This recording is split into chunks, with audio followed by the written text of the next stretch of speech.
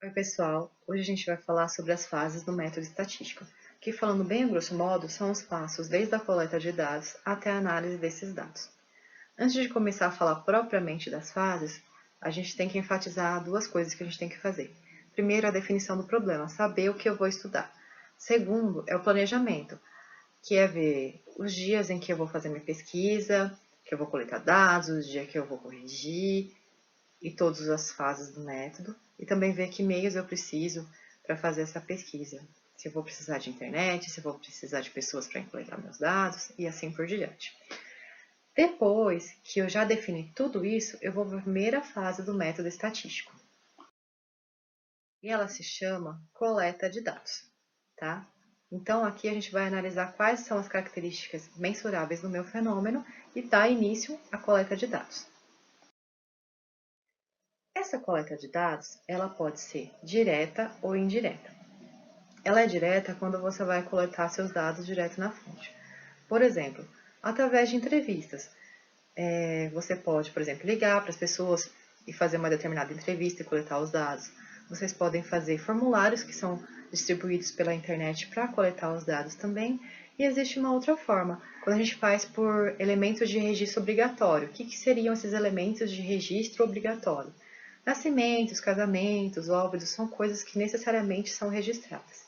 Isso também faz parte da coleta direta. A coleta direta, ela é dividida em três tipos: a contínua, a periódica ou a ocasional. A contínua é aquela que é sempre é feito o registro desses dados. Como, por exemplo, frequência em sala de aula. Toda vez que eu dou aula para vocês, principalmente quando a gente está lá em sala de aula, eu sempre faço chamada.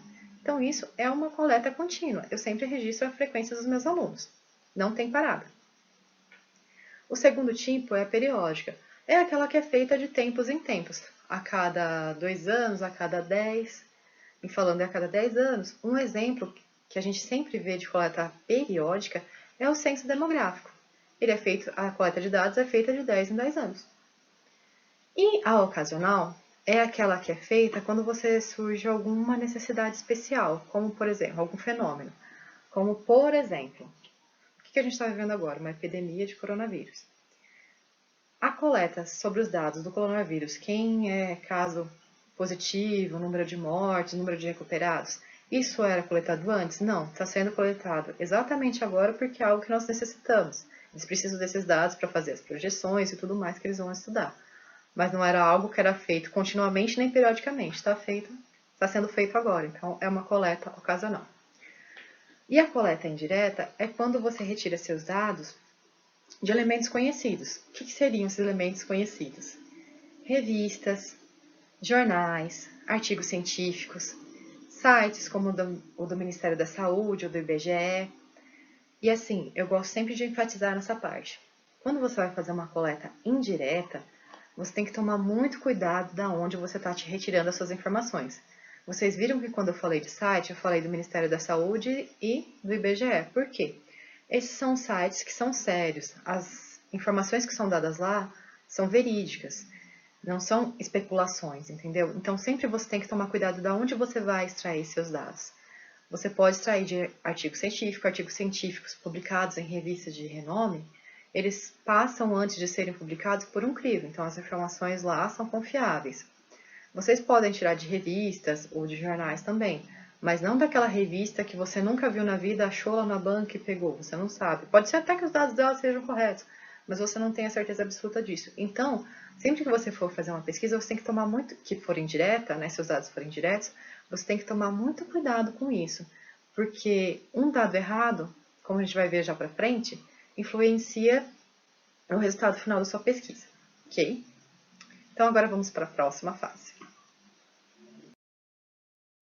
que é a crítica dos dados. A crítica dos dados é nada mais do que você varrer lá os seus questionários, os seus dados, em busca de erros, imperfeições e falhas, porque esses erros, por menores que às vezes pareçam para a gente, podem influenciar grandemente no seu resultado final. Então essa parte é só basicamente uma correção. Ver se está tudo certo, se as informações que eu preciso estão ali, tá? Se não tem nada errado, se não tem informação duplicada, triplicada e assim por diante. É corrigir, ver se está tudo ok para eu poder dar prosseguimento à minha pesquisa. E aí, a gente vai para a próxima fase, que é a apuração dos dados. Ela é a soma e o processamento dos dados obtidos, mediante algum critério de classificação. Por exemplo, eu quero classificar minhas pesquisas eu vou dividir por gênero. Então, eu vou colocar aqui o gênero feminino, aqui o gênero masculino, por alguma coisa que eu queira fazer, alguma coisa que eu queira verificar, por faixa etária, etc. É meio que processamento dos dados. Você já viu se estava tudo certo, agora você vai organizar aqui, tá? E aí, feito isso, vem a próxima fase, que é a exposição ou apresentação dos dados. Aqui, na fase anterior, que a gente estava na apuração dos dados, você já organizou tudo aquilo. Então, independente de qual seja a finalidade que você tenha em vista, você sempre vai expor os seus dados. E a gente deve expor eles de uma maneira adequada. Como seria essa maneira adequada? Através de gráficos, através de tabelas, porque você pega e resuma as suas informações, uma tabela ela resume muito bem e a gente consegue muito bem ver os dados que a gente tem. Gráficos mais ainda, a gente tem até gráficos que são adaptados não, são, faltou a palavra agora, mas são melhores para cada tipo são adequados para cada tipo de situação.